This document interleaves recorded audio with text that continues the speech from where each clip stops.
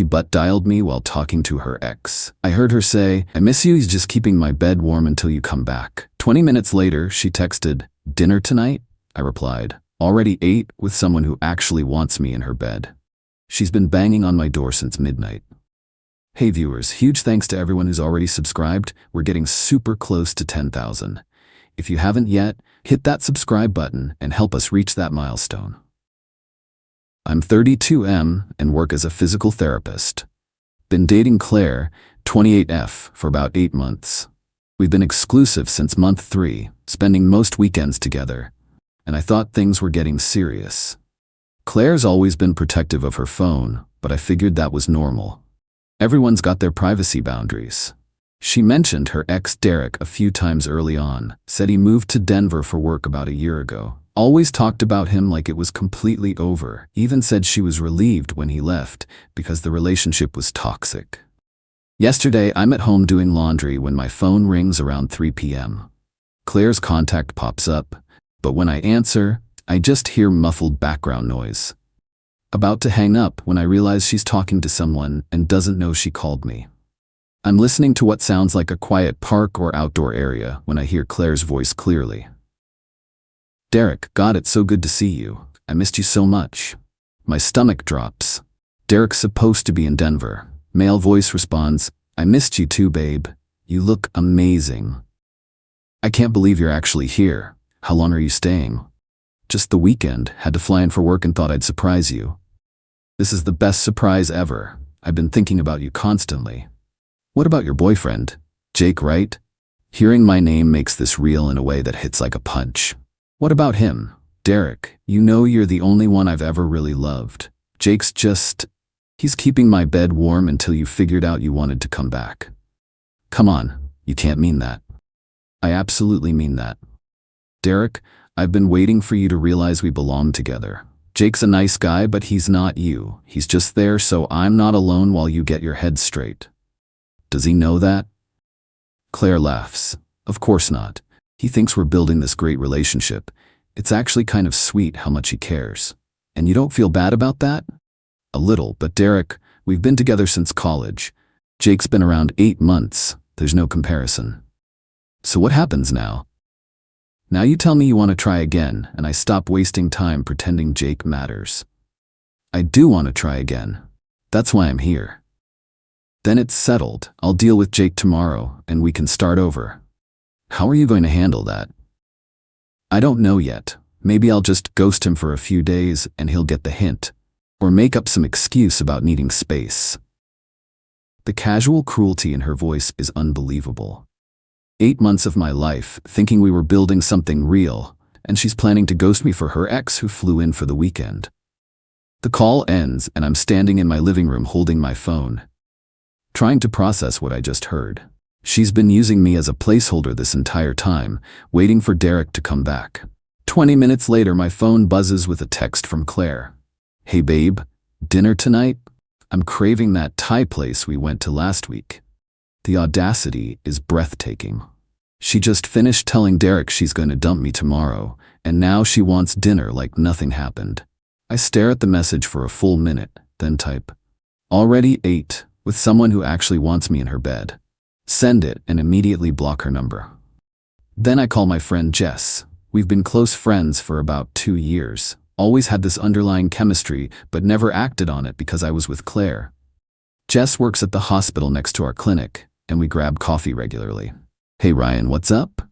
"Jess, are you free for dinner tonight?" And I mean as an actual date, not just friends hanging out. That's oddly specific. What happened with Claire? She butt-dialed me while telling her ex I'm just keeping her bed warm until he comes back. Holy crap, yeah, I'm free. Pick me up at 7. I spend the next few hours working out at the gym, burning off the anger and betrayal.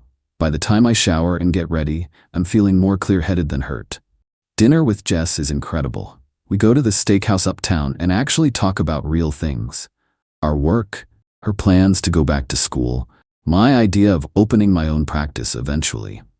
She listens when I talk and asks follow-up questions. We laugh about inside jokes and she tells me stories I've never heard before. "This is really nice," she says over dessert. "We should have done this ages ago." I was dating someone. I know. What was that like? The butt dial thing? Horrible in the moment, but honestly it saved me from wasting more time on someone who never saw me as permanent. That's a good way to look at it. Her loss. Definitely her loss. We go back to my place around 10 p.m. Jess has been there before for group hangouts, but this feels completely different. We're watching some movie when she moves closer on the couch. I've wanted to do this for months, she says, and kisses me. Why didn't you? Because you were with someone, and I respect that. But you're not with someone anymore. She stays the night. Not just for physical reasons, but because we're genuinely enjoying each other. We talk until almost 1 a.m. about everything from work to childhood stories. When she falls asleep next to me, it feels more natural than anything with Claire ever did. Around midnight, my doorbell starts ringing, then pounding on the door. I check my peephole and see Claire standing there looking frantic. She's probably been trying to call and realized I blocked her. The pounding gets louder and more desperate. Jess wakes up. What's all that noise? My ex apparently found out I'm not sitting around waiting for her to dump me. Should we answer it? Absolutely not. The pounding continues for about 15 minutes, then stops. I look through the peephole and see Claire walking back to her car, checking her phone. This morning there's a handwritten note tucked into my door handle. Ryan, I know you're upset, but this is insane. We need to talk about what you think you heard. You're throwing away everything we built over a misunderstanding. Call me. I throw the note in the trash and make coffee for Jess, who's already getting ready for her shift. You okay? She asks. Better than I've been in months, actually.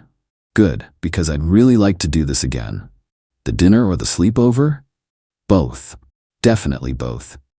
Claire's car was gone when I left for work, but something tells me this isn't over. She probably expected me to be devastated and begging for explanations, not moving on immediately with someone better. Too bad. Placeholder boyfriends have expiration dates, and mine just ran out. Update 1, 72 hours later. The last 3 days have been educational. Thanks for all the comments and support. Good to see most people think accidentally confessing to using someone deserves immediate consequences. So Claire's reaction to being cut off has been predictably dramatic. She spent Monday trying to reach me through every possible channel. First, she showed up at my clinic during lunch. She told the receptionist she needed to speak with me urgently about a family matter. The receptionist called back to my office. Ryan, there's someone here asking for you? Says it's about family? I walk to the waiting area and see Claire standing there, looking like she hasn't slept much. Ryan, thank God, we need to talk immediately. No, we don't. You need to leave. This is ridiculous. You're acting like a child over a phone call you misunderstood. Misunderstood? You told Derek I was keeping your bed warm and you were planning to ghost me. You don't understand the context. Several patients in the waiting room are staring at us now. Claire, this is my workplace. You can't be here causing scenes. Then come outside and talk to me like an adult. There's nothing to talk about. You made your choice when you decided to meet up with Derek. It wasn't like that. It was exactly like that. You told him you'd been waiting for him to come back and I was just there so you wouldn't be alone. She looks around and realizes we have an audience. Fine, but this conversation isn't over. I walk back to my office and she eventually leaves. My supervisor comes by later. Everything all right? That seemed pretty heated. Ex-girlfriend drama. It's handled. Okay, just keep personal stuff from disrupting patient care. Monday evening, Claire tried a different approach. She had her friend Amy come to my apartment building. Amy calls my buzzer around 8 p.m. Ryan, it's Amy, Claire's friend. Can I come up? I just want to talk. No thanks, Amy. 5 minutes. Claire is devastated, and I think there's been a huge misunderstanding. There's no misunderstanding. Claire can explain the whole situation to Derek. Derek? What does Derek have to do with anything? Ask Claire. I hung up the intercom and Amy eventually left. Tuesday brought another attempt. Claire's sister Megan called me. They've always been close, and Claire probably thought family would carry more weight. Ryan, Claire told me you two broke up over some kind of miscommunication. She's really upset about this. It wasn't miscommunication, Megan. I heard her tell her ex that I was temporary. I don't understand. What ex? Derek. He was visiting from Denver and she told him she'd been waiting for him to come back. Long pause. Derek was in town? She didn't mention that to anyone. Now you know why. Ryan, are you absolutely sure about what you heard? I'm sure about what she said. She called me a placeholder keeping her bed warm. Another pause. Oh my God, I had no idea she was even still in contact with him. Neither did I until she accidentally called me during their reunion. The conversation ended awkwardly. Megan sounded genuinely shocked, which tells me Claire's been spinning a very different story to her family. Yesterday brought Claire's final desperate move. She somehow found out where Jess and I were having breakfast and showed up. We're sitting by the window at this little cafe when I see Claire's car pull up. That's her, I tell Jess. Your ex? She's pretty. And apparently following us around. You want to leave? No. I want to see what kind of person uses someone for 8 months. Claire walks in, spots us immediately, and comes straight to our table. She looks like she's been crying for days. Ryan, we need to talk. Now. We really don't. Who is this? She asks, staring at Jess. Someone who actually wants to be with me, Jess says calmly. Claire's face goes red. Are you kidding me? You're already with someone else? I'm with someone, period. You were with Derek. I wasn't with Derek. We just met to talk. You told him you loved him and had been waiting for him to come back. I was confused. He surprised me, and I said things I didn't mean. Jess is watching this like she's studying a psychology case. Claire, even if that were true, you also said I was temporary and you were planning to ghost me. That's not confusion, that's planning. I would never ghost you. You literally discussed the best way to dump me. Derek asked how you were going to handle it. I wasn't thinking clearly. You were thinking very clearly. You were planning your future with him while keeping me around as backup. Other people in the cafe are starting to notice the drama. Claire realizes she's making a scene. Fine, she says, voice getting shrill. Throw away 8 months for some rebound who doesn't even know you, but don't expect me to wait around while you realize this was a mistake. I won't be realizing that, I say. She storms out, gets in her car, and speeds off. Well, that was something, Jess says. She really thought you'd take her back. She thought I'd be devastated and grateful for any explanation she offered. What's scary is how convinced she seemed that she hadn't done anything wrong. Some people can justify anything to themselves. We haven't heard from Claire since yesterday. No more calls, texts, or surprise visits. Either she finally accepted reality or she's back with Derek, planning their future. Jess and I are taking things day by day, but it's going really well. She's meeting my parents this weekend. I'm meeting hers next month. Normal relationship progression with someone who actually sees me as permanent. The butt dial was the best thing that could have happened. Without it, I might have spent months more being Claire's backup plan while thinking I was her priority. Final update. 2 weeks later. Time to close this chapter. It's been 2 weeks since Claire's accidental confession, and the aftermath has played out exactly like you'd expect from someone who got caught using people.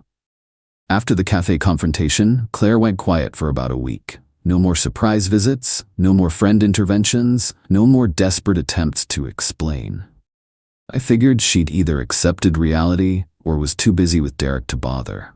Turns out it was neither. Last Friday, Jess mentioned she'd gotten a strange message on social media from someone claiming to know me. The message was from a fake account, but it was obviously Claire. Your new boyfriend isn't who you think he is. He has serious commitment issues and dumped me over nothing. He's using you to make me jealous. Ask him about his anger problems. Jess showed me the message. Anger problems? News to me. What should I say back? Nothing. Block the account. But the message continued. I'm trying to save you from getting hurt like I did. He can't handle when relationships get serious. Ask him why he was so threatened by me having coffee with a friend. That crossed a line. Jess started typing back. Actually, I know about the butt dial call. You told Derek that Ryan was keeping your bed warm until Derek came back. You called him temporary and planned to dump him. Don't message me again. She blocked the account immediately. Sorry, she says. I should have just ignored it. It's fine. At least now she knows you heard the actual conversation. Think she'll leave us alone now? Probably. She can't manipulate someone who has the facts. We haven't heard from Claire since then. No more fake social media accounts or mystery messages. Yesterday I ran into her sister Megan at the grocery store. We'd always gotten along when Claire and I were together. Ryan, hey, how are you doing? Good, Megan. You? I'm okay. I wanted to apologize for that phone call last week. After we talked, I confronted Claire about Derek. And? She eventually admitted he was in town and they met up, said it was just closure, that nothing happened. Did you believe her? Megan shakes her head. The way she talked about it, how defensive she got, I don't think she was being completely honest about what happened between them. Probably not. I'm sorry, Ryan. You were always good to her and good to our family. She really messed up. I appreciate that. Are you happy with your new girlfriend? Claire mentioned you were seeing someone. Very happy. Jess is amazing. Good. You deserve someone who appreciates you. That conversation meant more than I expected. Getting validation from Claire's own family that I wasn't the problem felt like final closure. Jess and I are doing great. She met my parents last weekend, and they loved her immediately. Mom told me privately that Jess seems so much more genuine than Claire ever did. Dad said she's the first girlfriend I've brought home who seemed genuinely interested in our family instead of just being polite. We're planning a trip to visit Jess's family next month. Normal relationship milestones with someone who sees them as steps forward, not obstacles to manage around her ex. The revenge wasn't elaborate or planned. It was just walking away from someone who didn't value me and letting her live with the consequences of her own words. Claire thought she could keep me as a backup plan while waiting for Derek to commit. Instead, her accidental honesty freed me to find someone infinitely better. She wanted to have her cake and eat it too. Instead, she lost the cake and ended up with nothing but fake social media accounts to hide behind. The butt dial was the universe giving me exactly the information I needed to stop wasting my time on someone who never saw me as permanent. Now I'm with someone who chose me intentionally, not someone who kept me around by default. That's the difference between being wanted and being convenient. Claire taught me that lesson perfectly, just not the way she intended.